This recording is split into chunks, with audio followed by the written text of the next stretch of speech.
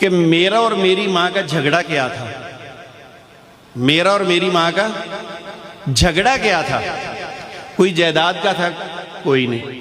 معاملہ یہ تھا، وہ کہتی تھی تو میرے نبی کے خلاف کام کرتا ہے، وہ کہتی تھی تو میرے نبی کے خلاف کام کرتا ہے، میں کہتا تھا تمہارا نبی جھوٹا ہے، اس کفر سے نکلو، اسلام میں آ جاؤ۔ اور میری ماں نے اپنے اس نبی مرزا غلام قادیانی کے لیے اپنے بیٹے کی قربانی دی، اور ایسا شدید بائیکاٹ کیا کہ اس نے کہا شکل بھی نہیں دکھانی۔ تو دو گزارشات کرنی ہے، وقت بہت کم ہے۔ سب سے پہلے مجھے کہا گیا کہ اپنے قبول اسلام کا واقعہ سنا دیں، تو قبول اسلام کا واقعہ کچھ یوں ہے کہ 35 سے 40 سال قادیانیوں کا مرکز پاکستان کے اندر چناب نگر سابقہ ربوہ، وہاں گزرا۔ ابھی بھی والدین، رشتہ دار، خاندان وہیں ہے، رہائش پذیر ہے، اور ابھی بھی کچھ لوگ قادیانیت میں ہیں۔ الحمدللہ میرے 2 بھانجے مسلمان ہو چکے ہیں۔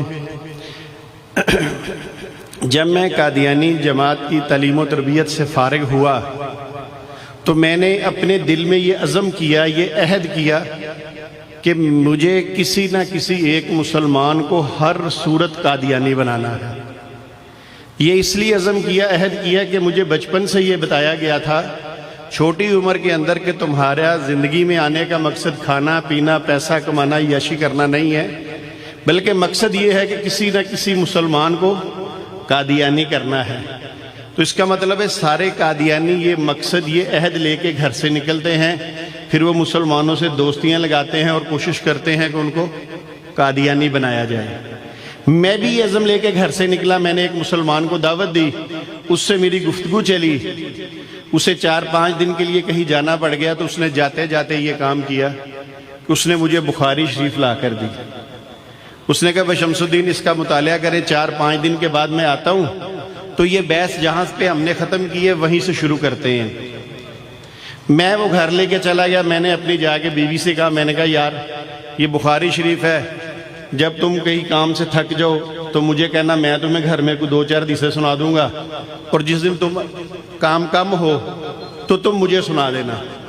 یعنی گھر کے اندر ایک حدیث کا درس شروع ہو گیا، اور پڑھتے پڑھتے جب میں ایک حدیث مبارکہ پہ پہنچا جس کے اندر امام الانبیاء حضرت محمد مصطفیٰ صلی اللہ علیہ وآلہ وسلم فرماتے ہیں، قسم ہے اس ذات کی جس کے ہاتھ میں محمد رسول اللہ صلی اللہ علیہ وآلہ وسلم کی جان ہے، کہ ضرور تم میں عیسیٰ ابن مریم نازل ہوں گے۔ آپ لوگوں نے یہ حدیث سنی ہوگی، پڑھی ہوگی، اور تمام مسلمان کا یہ عقیدہ ہے مسلمانوں کا کہ قرب قیامت عیسیٰ علیہ السلام نزول فرمائیں گے۔ مگر چونکہ میں اس وقت قادیانی تھا، میرا عقیدہ یہ تھا کہ عیسیٰ علیہ السلام اب دوبارہ دنیا میں نہیں آ سکتے، وہ فوت ہو چکے ہیں، اور ان کی جگہ پر جو بندہ آیا ہے وہ مرزا غلام قادیانی ہے۔ مگر پریشان اس لیے ہوا حدیث پڑھ کے کہ امام الانبیاء قسم کھا کر یہ بات کہہ رہے ہیں، اور قسم کھانے کا انداز کیا ہے کہ قسم ہے اس ذات کی جس کے ہاتھ میں محمد صلی اللہ علیہ وآلہ وسلم کی جان ہے۔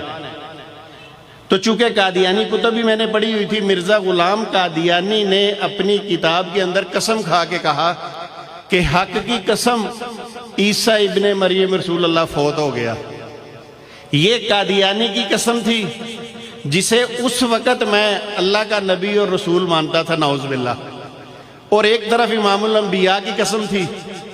تو میں نے اسی وقت اپنے گھر والی سے کہا، میں نے کہا یار عجیب ماجرا ہے، امام الانبیاء قسم کھا کر کہہ رہے ہیں کہ عیسیٰ ابن مریم آئیں گے، اور جس کو ہم نے نبی مانا ہے وہ کہتا نہیں آئیں گے، وہ فوت ہو چکے ہیں۔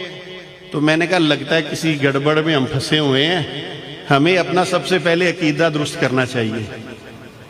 اگر عقیدہ درست ہو گیا تو انشاءاللہ اللہ کے فضل سے اعمال بھی درست ہو جائیں گے۔ تو پھر میری ملاقات مولانا انیس شاہ صاحب سے ہوئی، قاری رفیق صاحب سے ہوئی، اور میری رہنمائی انہوں نے فرمائی، اور اللہ کے فضل سے اسی حدیث مبارکہ کے ذریعے اللہ نے مجھے اسلام کی دولت عطا فرما دی۔ اللہ نے مجھے یہ بات بتا دی کہ جو قسم مرزا غلام قادیانی اٹھا رہا ہے وہ جھوٹی ہے، اور جو قسم امام الانبیاء اٹھا رہے ہیں وہ سچی ہے۔ مگر یہاں پر میں یہ دیکھتا ہوں کہ میرے ساتھ یہ جو سلوک ہوا، یہ جو اللہ نے مجھے اسلام کی دولت دی، اس کے پیچھے بھی ایک بیک گراؤنڈ پہ سٹوری ہے۔ مختصر وقت میں آپ کو بتاتا ہوں، جب میں قادیانی تھا تو مجھے درود ابراہیمی سے بڑا عشق تھا۔ یہ جو نماز میں درود ابراہیم پڑھتے ہیں نا، اس سے مجھے بڑی محبت تھا میں قادیانی، اور اس وقت آپ کے نزدیک میں کفر میں تھا، آج میرے نزدیک بھی وہ کفر ہے، مگر میں جا کر نماز میں سجدے کے اندر جا کر درود پاک پڑھنی شروع کر دیتا تھا، اور مجھے اتنا پتا ہے کہ اس درود کی برکت کی وجہ سے میری نماز عشاء کی گھنٹہ 1.5 گھنٹے کی ہوتی تھی۔ اور آج میں یہ بات بڑے وثوق سے کہتا ہوں کہ اللہ نے اس درود میں اتنی طاقت رکھی ہے، اتنی پاور رکھی ہے کہ پڑھتا میں کفر میں تھا، مگر اللہ نے مجھے اس کا انعام یہ دیا کہ اللہ نے مجھے اس کفر سے نکال کے اسلام میں داخل کر دیا۔ اللہ نے مجھے مرزا غلام قادیانی کی غلامی سے نکال کر نبی کریم صلی اللہ علیہ وآلہ وسلم کی غلامی عطا فرما دی۔ تو میرے بھائیو، آپ تو پہلے ہی مسلمان ہیں، تو اگر آپ اس درود کا ورد کریں، اس کا اہتمام کریں، تو کتنے سارے مسائل ہیں جو ہمارے حل ہو جائے۔ فلسطین کا مسئلہ ہے، درود پاک پڑھ کے ان کے لیے دعا کیجئے، اللہ تعالیٰ ہمارے مسلمانوں کی مدد فرمائے جہاں کہیں بھی ہیں۔ ایک واقعہ اور بیان کرنا تھا، مگر چونکہ مولانا انیس شاہ صاحب نے بائیکاٹ کی بات کی تو میں نے کہا میں مختصر آپ کو ایک چھوٹا سا اور واقعہ سنا دوں۔ ٹائم کم ہے مگر انشاءاللہ اپنے ٹائم میں اس بات کو کمپلیٹ کروں گا۔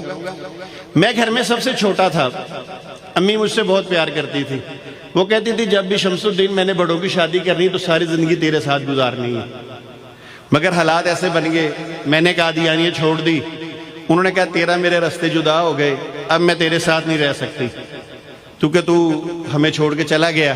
وقت گزرتا رہا، لاہور میں ایک دن میری والدہ میرے گھر آئیں، آ کے مجھے ملی، مجھے جپھی ڈالی، میرا ماتھا چوما، اس کے بعد 1.5 گھنٹہ ہماری بات چیت چلتی رہی، وہ مجھے کچھ لالچیں دیتی رہیں کہ ایسے ایسے ایسے برق کرتے کرتے جب ان کی بات ختم ہوئی تو میں نے امی سے پوچھا، میں نے کہا امی جی آپ کی بات پوری ہوگی؟ کہنے لگے پوری ہوگی۔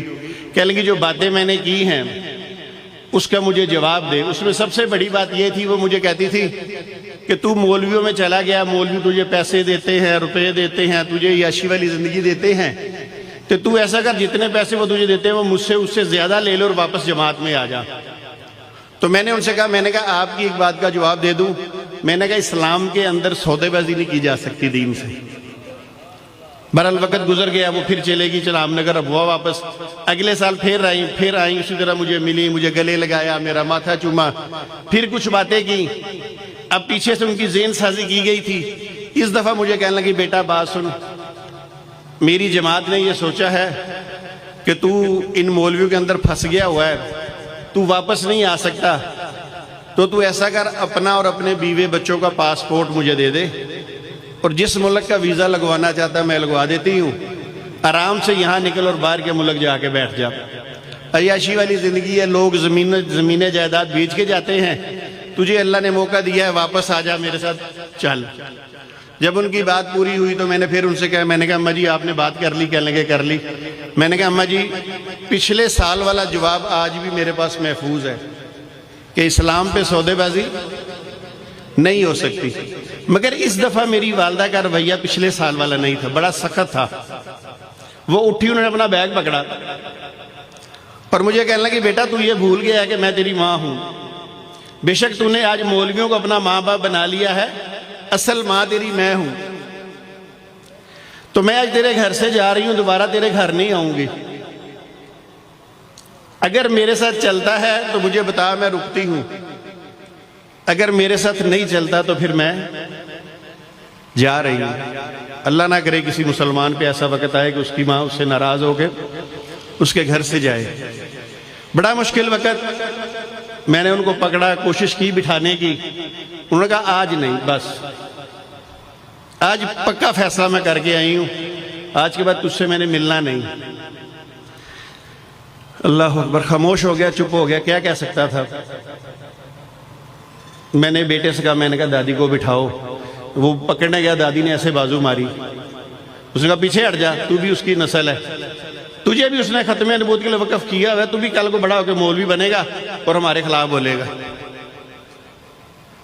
ایک پاؤں باہر نکالا دروازے سے، ایک اندر، پھر مجھے کہا میری بات مانتا ہے؟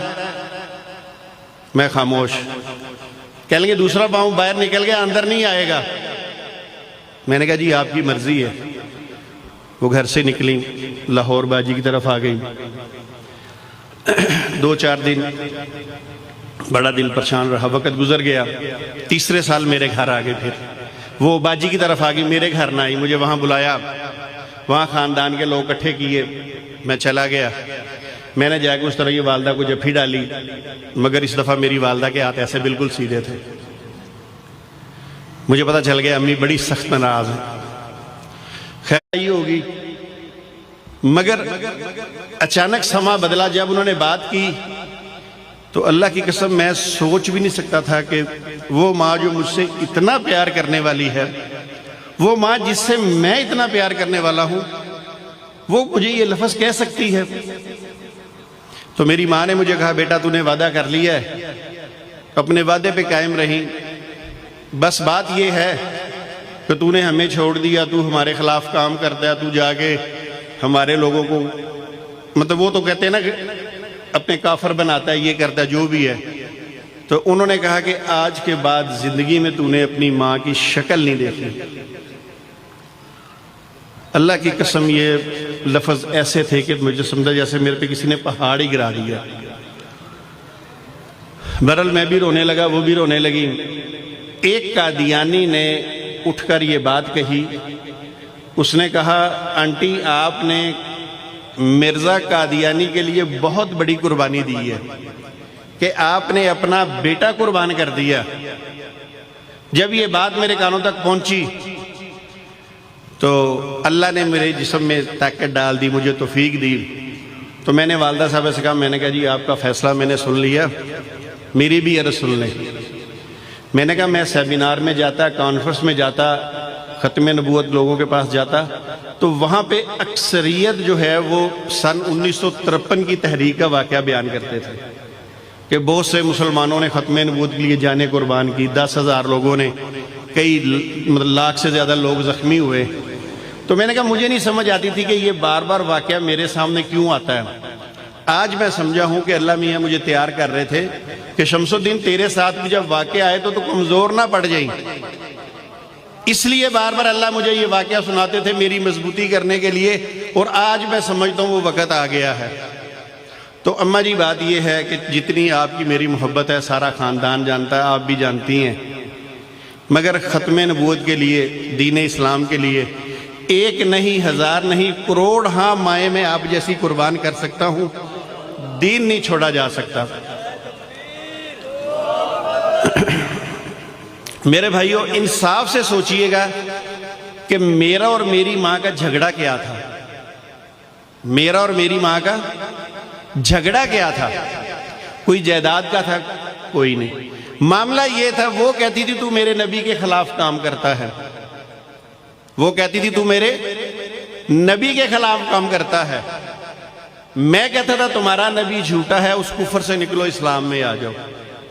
اور میری ماں نے اپنے اس نبی مرزا غلام قادیانی کے لیے اپنے بیٹے کی قربانی دی, اور ایسا شدید بائیکاٹ کیا کہ اس نے کہا شکل بھی نہیں دکھانی. تو میرے بھائیوں اگر قادیانی مرزا غلام قادیانی کے لیے اس قدر سخت بائیکاٹ کر سکتے ہیں تو کیا ہم رسول اللہ صلی اللہ علیہ وآلہ وسلم کے لیے قادیانیوں سے بائیکاٹ نہیں کر سکتے؟ ہم اس سے کمزور بائیکاٹ کریں گے کہ سخت کریں گے؟ تو جو دل سے بائیکاٹ کرنا چاہتا ہے وہ میرے ساتھ ہاتھ اٹھائے. اب معاملہ آ گیا کہ میں قادیانیوں سے ملتا ہوں, میرا بائیکاٹ کیوں نہیں؟ کیونکہ آپ کو مولانا انیس شاہ صاحب نے سمجھا دیا ہے کہ جو لوگ دعوت کے رستے میں نکلتے ہیں ان کا بائیکاٹ. اب ہم نے یہ سارے معاملات سیکھ لیے ہیں اور اب ہم ان کو دعوت اسلام دیتے ہیں. وما علینا الا البلاغ المبین. السلام علیکم ورحمۃ اللہ وبرکاتہ. جو 2-4 منٹ زیادہ لیے اس کی میں آپ سے بھی معذرت چاہتا ہوں.